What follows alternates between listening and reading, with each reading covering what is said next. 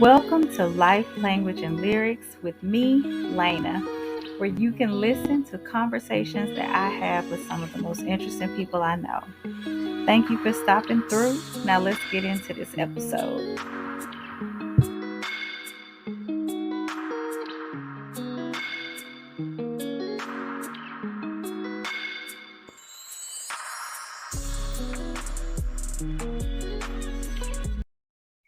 Hello, and welcome to another episode of Life, Language, and Lyrics with Lena.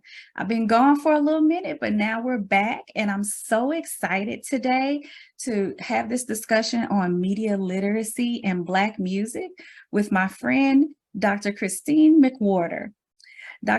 Christine McWhorter is an award-winning professor. She's a scholar, a researcher, an educator, and a public speaker who specializes in critical race media literacy, media effects, and news literacy.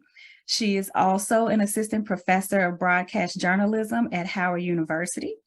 Prior to coming to Howard, she was an assistant professor at Norfolk State University.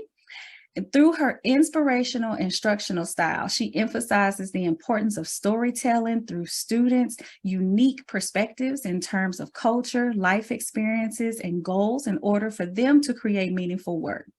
Dr. McWhorter is a prolific storyteller who writes, shoots, and edits for video platforms.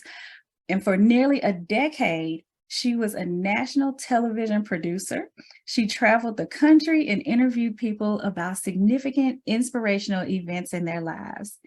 Thank you for joining us today. Thank you so much for having me. This is wonderful.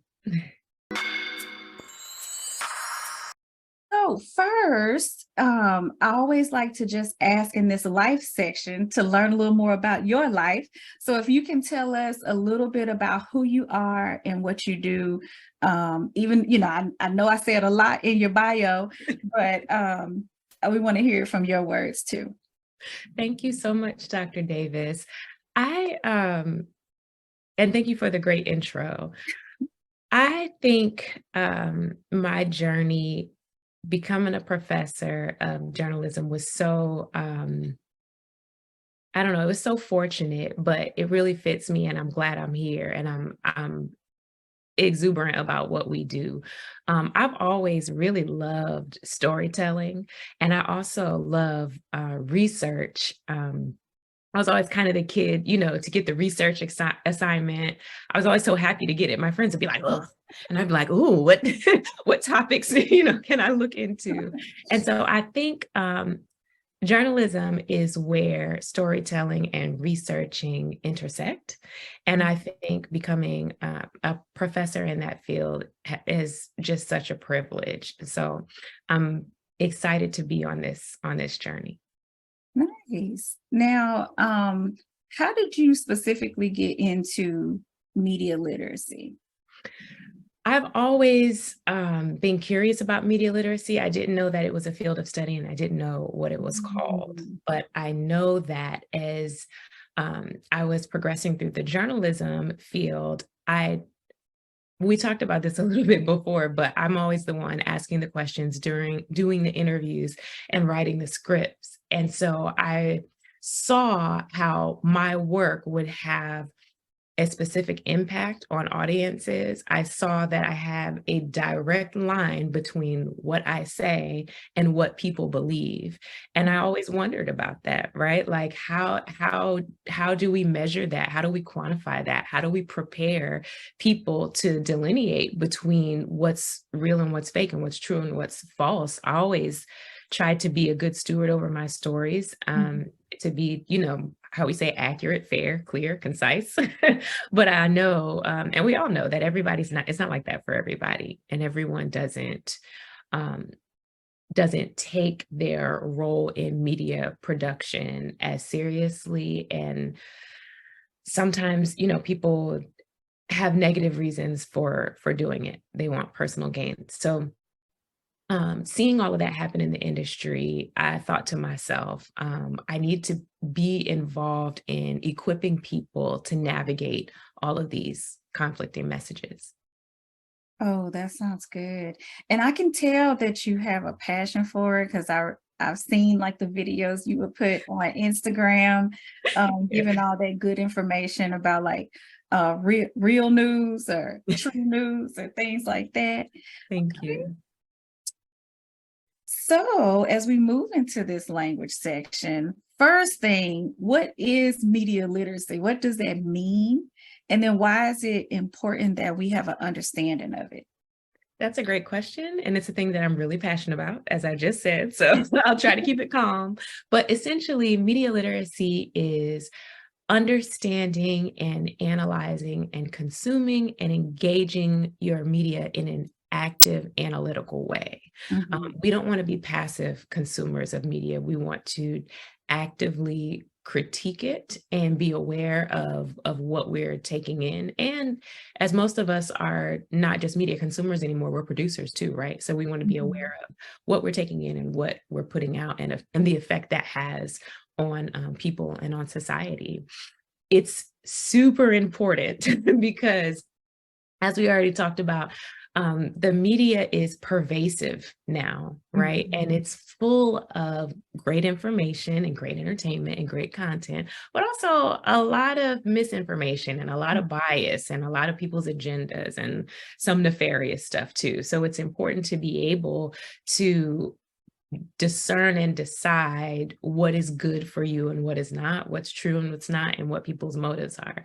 And the second reason I would say it's important, I want to refer to a group of studies. There's this theory called the cultivation effect.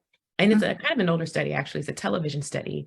But Gerbner says in cultivation theory that the more people watch television, the more they believe that television is an accurate representation of reality. And so that's literal, like hour to hour. The more TV I'm watching, the more I think, yeah, the world, this is right. This is true about the world around me. But television isn't the world around us. It's literally a world that people create, right? So now, when we're in a world where it's not just TV and not just radio, social media, digital media, we're going into, artificial intelligence, and we're going to build new worlds there. It's important to be able to understand how to navigate that created world, right? So, yeah. Wow, that makes me think about my big mama. She absolutely believed that wrestling was real. Oh no, Big Mama. Absolutely, she believed it was real. And my other grandma talked about soap operas like she knew the people. Yep. We do create pseudo relationships, like parasocial relationships with characters and people who we watch all the time. And I think it's so interesting that now we have the ability to actually speak to these people, right? Like I can tag somebody on Twitter and they can speak back to me. And so, suddenly that's my bestie. I always, in my mind, Oprah's my bestie. Yeah. That's a good bestie to have. Yeah, I wish. You hear a lot of actors say that, depending on the type of role they have, people will come up to them. Like if it's a bad role, people will come up to them like they can't stand them. They're mad at them for what they did. And they're like, I was playing a character. Right. It's just acting. That's yeah. Okay. They're too good at that role. And I probably need this too, because I'll be honest. I had an aunt that she watched the news in the morning, she watched it in the afternoon, she watched it in the evening. And I couldn't understand because I'm like, they're showing you the same thing over and over again, right? And so now I'm not as good at watching the news. But I learned the other day that I should have, because I went out for a walk really early with my dog and was trying to figure out why the sky was cloudy. And I didn't know why. And then I saw people wearing masks and I was like, talking to the dog, Princeton, did I miss something today? Is something going on? Yeah. And I hadn't tuned in. Yeah. Well, I think for us, there's a different dynamic going on, right? Because news comes to us. If something hugely important is going to show up, or this is what we think, right? If it's hugely important, it's going to show up on our feed. We don't have to go seek it out. And so I think building the habit of seeking out news is certainly a part of it. And I can't say that I'm innocent either. I teach news, and sometimes before class, I'm like, okay, what are the current events? What's the update on the Supreme Court or whatever? So yeah, I completely understand. Okay. Now, we've all had these conversations about how the media shows you what they want you to know or the information they want you to have. Moving into Black music or the Black community, how does this play into the Black community? Oh, that's a great question. I think the biggest issue now, which is sad, but the biggest issue is the most well-known one, which is representation. And I think it is horrible that here now in 2023, we are still talking about how Black people are not equally represented, either in number, like quantity or quality, right? The percentage of Black people that we see in media, and that's televised, streaming, digital, music, all of it is not representative of, if we're talking about American media, who lives here. And then it's also not content-wise, not representative. We're still dealing with these same stereotypes of, being lazy, thugs and ratchet and all of this. And so I think it's a big deal that we increase positive or diverse representation. I don't even want to say positive and negative, because that, that can vary from person to person. What you perceive as a positive portrayal might not be my positive portrayal.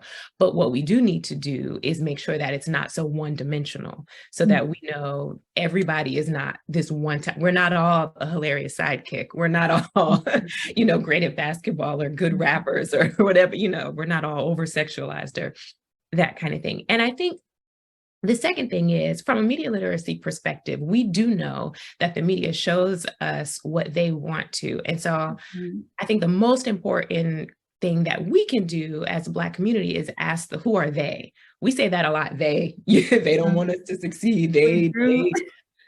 When you're looking at a piece of media, you say, who are they? In other words, who wrote this, who produced it, who directed it, and who owns it. Because if you can look at those things and understand them, then you can understand the intended effect on you, the intended gain from that person, and then understand how to mitigate that message a little bit better so that it's not necessarily a negative effect or a loss for you. Oh, that's good. I just saw something like that with Jamie Foxx's story. And they were saying, we got to pray for him because he's close to his deathbed. And then Kev on stage went and looked to see who actually was putting this story out. And it was, I can't remember what the name of the page was, but they post a lot of like hip hop type things. It was not us. Right. It was not us sharing this story. Right. And it was just like, okay, yeah, you got to pay attention and you got to do your research. So that is true, because that they encompasses a lot. Right. And they have a lot to gain. Media is money. Content is money. We always say, I say this to my students, if the product is free, then the product is you. Right. So if you're listening to music and you don't have to pay, you're the product. If you're on social media and it's free, they're making money off of your presence, your data, and they're using things that are enticing that will draw you on purpose. So you have to be diligent about where you spend your time in the media sphere, and you get to decide, who, to an extent, who makes money off of you and how. So it's important to be empowered. So now I'm talking about Black culture. When we talk about our music, and I'm assuming we're going to be talking about hip hop. That's the big one, right? How does hip hop or music play a role in media literacy? And then if you can give some examples of some of the negative ways and some of the positive ways? That's another great question. I think my take on this might be different than a lot of people. But here's what I'll say about this. I think before you start talking about positive and negative portrayals and depictions and positive and negative effects, you have to decide for yourself what your values are, because I think your values will determine what's positive and negative for you, right? What someone sees as positive, another person might see as extremely negative. So as an example, like I'm a person of faith, my values will not allow me to say that some things are positive when they're really negative to me. I can have someone else that'll be, oh yeah, that's exactly what I want. Go girl, go you. You know? So I think to decide individually and be clear on what your values are, then you can determine if something is a positive or negative portrayal. I think sometimes the exact same thing can be positive or negative. I feel like I'm going to give an example. Okay. Positive, negative, positive. But I look at the influx. I don't know if influx is the right word, but the rising level of women who are rapping. And I'm all into all of the think pieces. I'm reading all the things about them because that's one of the things that I was big on in media effects music. And so I hear people saying things in both ways, right? Like it's so wonderful that we have women that can advocate for themselves, that have the ability to go for what they want and to get it, to use their platform for good. And then I hear the other side, like these images of women are over sexualized and they're, making it seem like Black women, it's the stereotype of the Jezebel. And I think that there's a scenario where both can be true, right? There's a world that existed where women could not own their own masters or write their own songs or be in charge of what it is that they say. I also think it's true that if your value is not to present yourself as sexually as some of these women do, then it would benefit you to be aware of that going into the musical sphere, right? You want to limit your intake of that. And so I think as it pertains to media literacy, you have to go in and be an active participant in the messages. I don't think there's any more space for, oh, I just like the beat. That's what we used to say growing up. I don't know what they're talking about. I just like the beat. I listen to some of the songs we grew up on and I'm like, you got to go down. We were singing right along, right? We really were just listening to the beat because sometimes when I go back, I'm like, oh, this is, oh. That is disgusting, right? So I just think you have to be aware of what matches your values and what you want to put in. I am definitely a proponent of what you put in is going to come out. And I know people say, that's not true. I could watch a violent movie. That doesn't mean I'm going to kill people. No. The research will show you over time, your attitudes, beliefs, and then sometimes behavior will be affected. So maybe you won't go out and shoot somebody, right? But maybe you might have a higher level of tolerance to violence and gore, maybe your mindset around guns in general, or around the idea of justice, or how someone should respond to, someone who's done wrong, maybe that will change. And that applies to music. It definitely does affect us. It's just a matter of us understanding who we want to be and then using our media as a means to get there instead of existing in the world and letting the media just affect us how it may, if that makes sense. So that's great. And I think I agree with that too. There are some where I can see both sides of the story. That's pretty good. Yeah, some of that stuff, I think it might not be me. But I see how you feel that way. You know what I mean? Like, so, can't listen to everything, but I definitely see where people might feel empowered by some of that stuff. So Go them. So, when we're talking about media literacy and, I guess like having an understanding of where things are coming from and things like that. Are there any examples? Well, I could think of some from back in the day of where music was used as a way to kind of like sway decisions, or even like when we think about um, Tupac and even Lil Wayne, right? Mhm. They use their music lyrics against them in court sessions. Yep. Um, are there more instances of that occur? Or That's a good question. Now I have to think about that. I don't know specifically. Mhm. Well, those were pretty public, They so were.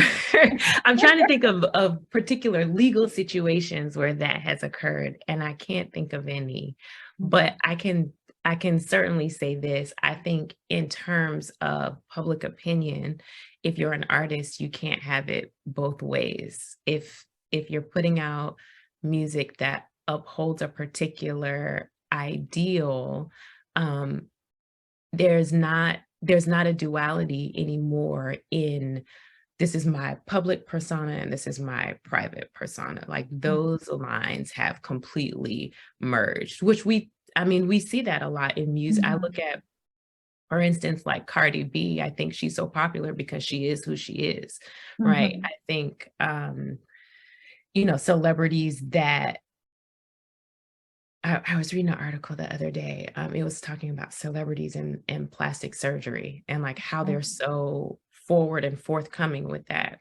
So I think that is just an example, just one example of how music artists don't. I'm trying to figure out how to say it succinctly. There's no more duality between who I am on the song and who I am publicly. Who you are on Mhm. Twitter and who you are on TikTok is who you are on that album, is who you are in the music video. Mhm. And I don't think that's a thing that people can say any longer. You mentioned earlier about the actor and how people would get upset, like, oh, you played that Yeah. horrible, evil character. And I think that facade, so to speak, still does exist in acting, but not in music. You're not This is what I'm trying to say. They're Mhm. not just a music artist, they're a whole persona. They're building an entire brand. And so I don't think just because of the way people accept music, I don't think people are going to differentiate the person walking down the street from the person they heard talking about this drug deal on the corner. Yeah. It's the same. It's the Yeah. same. So you kind of, I was thinking that and you said it. I was like, I was going to say it's interesting that it happens for actors. You can, maybe see like, oh, they were acting, but for a musician, because I think that people expect that people make music about what's true to them, Right. which is not always the case because sometimes somebody else wrote the song and created the persona for Right. them. A lot of times the whole brand is created, and you'll see, I think, musicians recreate themselves over time or like reemerge as somebody new. This is a terribly old example because I'm terribly old, but I think about the artist Pink and how Mhm. when she came out, she was this, bubblegum kind of hip, and as she traveled along her career, her Mhm. journey, she evolved, she changed, Rihanna the same, right? She came out kind of like this pop star and then there became this edge, which was different than that branding when she first came out. So I think artists do have a space to evolve. That's the word I was looking for. Mhm. They have a space to evolve, but I think people are still looking for that authenticity, especially when we talk about um, millennials and Gen Z. I think the Mhm. big thing is I'm not going to call you good. I'm not going to call you bad. I just want to see who you are. And if you Mhm. are authentic, I will buy into that, even if it's something that traditionally is not accepted. Is it real? Are you being real about it? Then that's cool with them. I've seen that. You know, I work with the student athletes and I'll ask questions like to figure out like what they're interested in. And I remember one of the basketball players, I was like, what do you like to watch on TV? And he's like, I don't really watch TV. I like to watch things on social media, you know, things that are real stories. So I was like, okay, all right, but I get what he's saying, right? He wants to see things that could really possibly happen in real life, even if it's scripted. Yeah. Yeah. And TV can go a little far-fetched, Yeah. because it kind of goes into that soap opera mode Yeah. as Yeah. well. But Okay. I think that's the thing about social media. It gives, or it supposedly gives, a peek into the background, right? Into Mhm. people's real lives, scripted as it may be, planned and postured as it may be. It's it's masquerading as reality.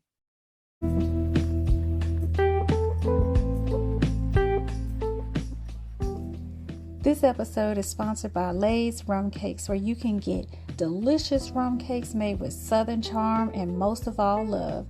Visit me at laysrumcakes.com or in person every fourth Saturday at the Jericho Market in DC, where you can try all 6 flavors and even my Crown Peach Cobbler. Check me out.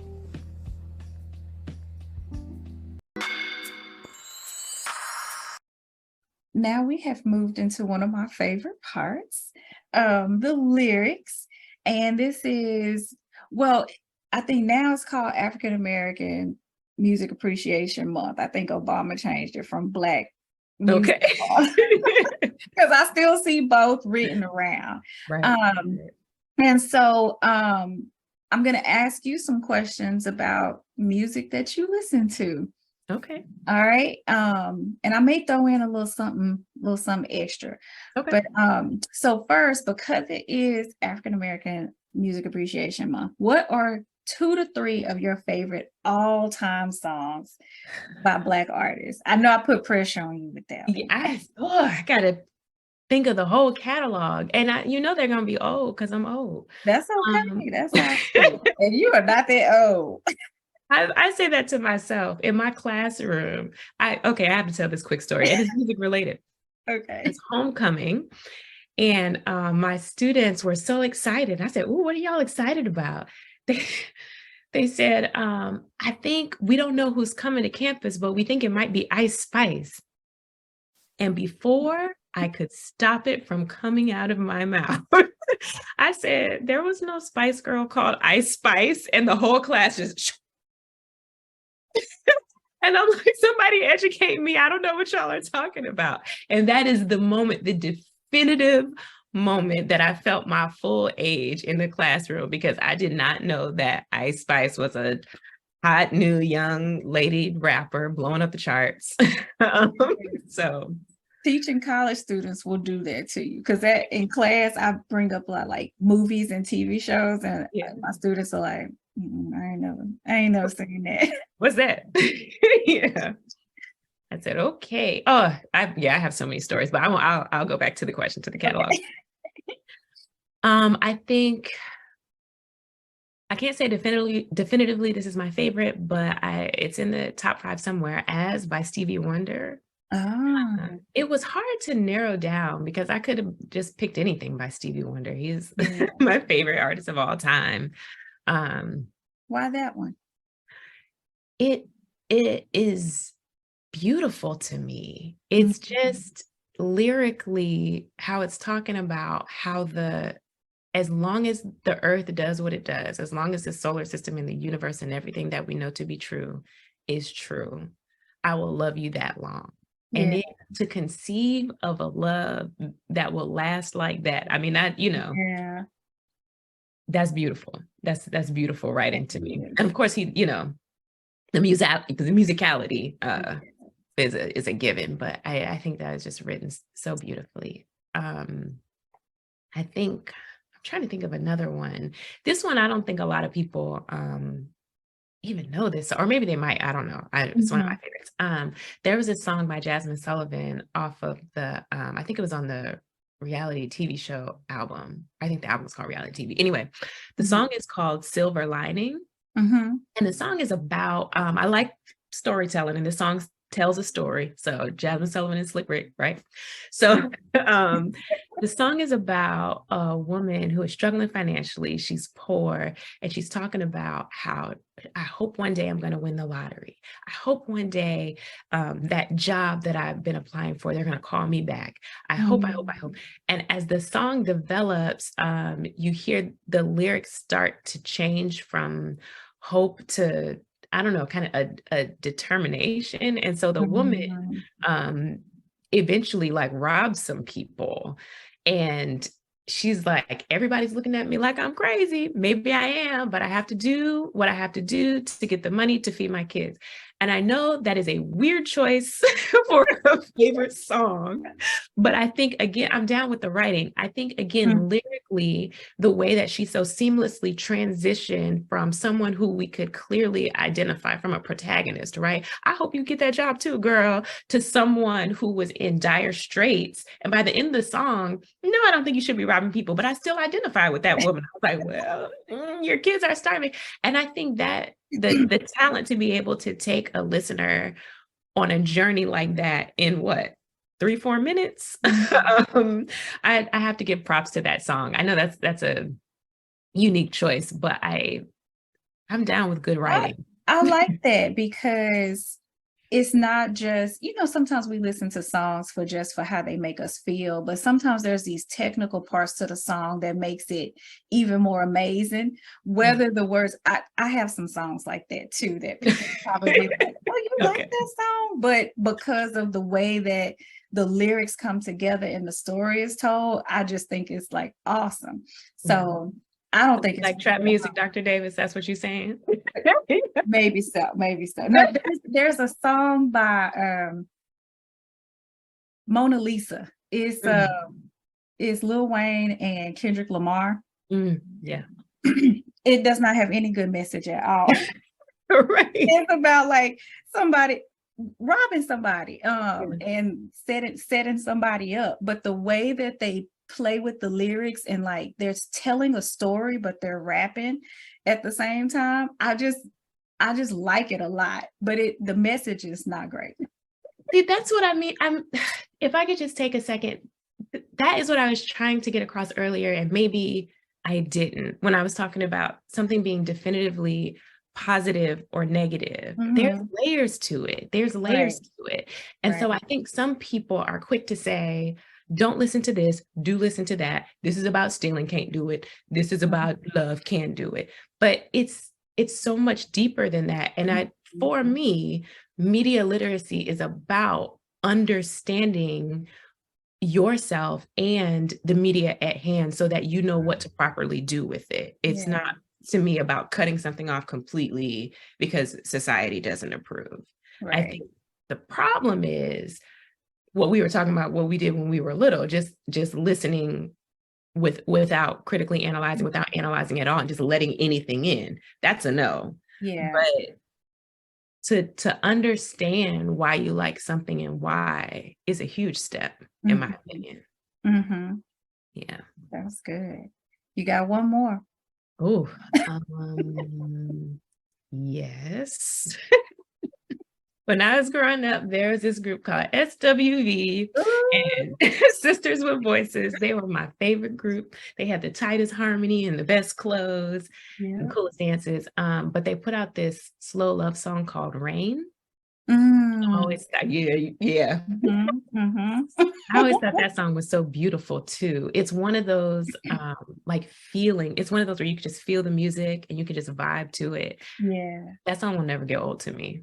I love that one. That's a good choice. Thank you. Okay, so I had to come back from my weird choice. Since it's summertime, what song or artist are you playing at the cookout? I think I'll lose my black card if I don't say Before I Let Go.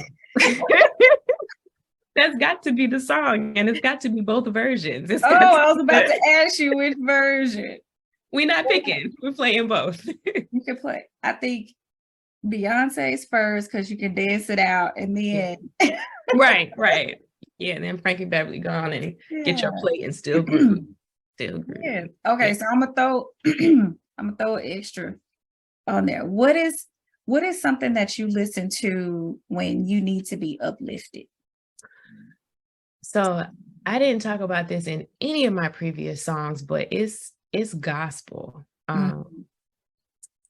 And I hesitate to say, I want to say it's worship music. It's, I don't know. It's music about the Lord. I'm a person of faith. And nothing uplifts me like that when I'm in trouble, when I'm not in trouble, but specifically when Mhm. I am. Um it it helps me go there. Take me to the Okay. king. You know that, yeah.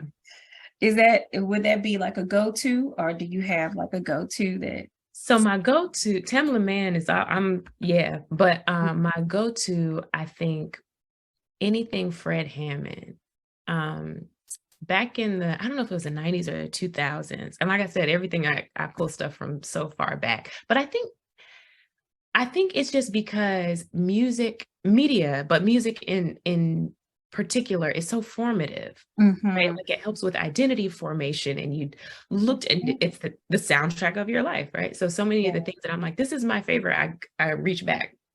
He had this CD called Purpose by Design Mhm. that was so fire in the Christian community. If you was a church girl back in the day, you was bumping Purpose by Design. And so I think any song off of that album immediately like gets me mentally and spiritually in the place I need to be. Okay, that's good. Yeah. Um, what is I was gonna put this one in the stuff that I sent you ahead of time, but then I took it out. But what's something you listen to at the end of the semester when we've wrapped everything up? Okay. Probably need to listen to Take Me to the King. But there's this pianist, and you got to watch the way you say that, pianist. And his name is Alexis French, Mhm. and it has two F's. And I came across it at the end of the semester one Mhm. year when I was trying to grade, and I had a journal article that was due, and I'm like, and it came across my Amazon Music, and it was so soothing. Mm. Um, and I was like, who is this man? And so I look him up. And obviously he's got a church background, gospel background, because I heard the Mhm. riffs and the key Yeah. changes. And I said, oh, this isn't classic piano. This is Black classic piano. Yeah. So he's so talented, and his music is so peaceful. And I Mm. play it as much as possible because I don't know that many Black artists in the classical space. Mhm. But he's Mhm. there, and he kills it every time. So if you need to rest, relax, take a bubble Yeah. bath, Alex French, he's great. Wow. I'm gonna look him up because when I grade and things, I like to listen to instrumental, Yeah, usually jazz, sometimes classical, so that I can focus. yeah, So I'm gonna look him up. it helps. Well, Dr. McWhorter, and you know what I forgot? I forgot to say that we were colleagues Yeah. in the same different departments, but we worked in the same school, Yes, Jackson C. Hughes School of Communications that's right. at Go School of the Sea. Howard University. The illustrious Howard University. Yeah. Well, this has been such a great time. You've shared so much information. I hope that the listeners, take from it and, have more intentionality as we listen to news and what the media is showing us and telling us. I'm definitely taking from it. I have enjoyed you, and I hope that you'll come back again. Oh, I will. I enjoy your show. I told you I was binging it earlier. You have so many good episodes. So I'm very grateful that you had me on. Thank you. Thank you. I hope that you enjoyed Dr. McWhorter's discussion on media literacy in Black music, especially during African American Music Appreciation Month. If you want to find Dr. McWhorter, she's on Instagram at Dr. Christine McWhorter. And you can find me at overallneuro_Dr. D or at Lay's Rum Cakes. All right, catch you on the next one.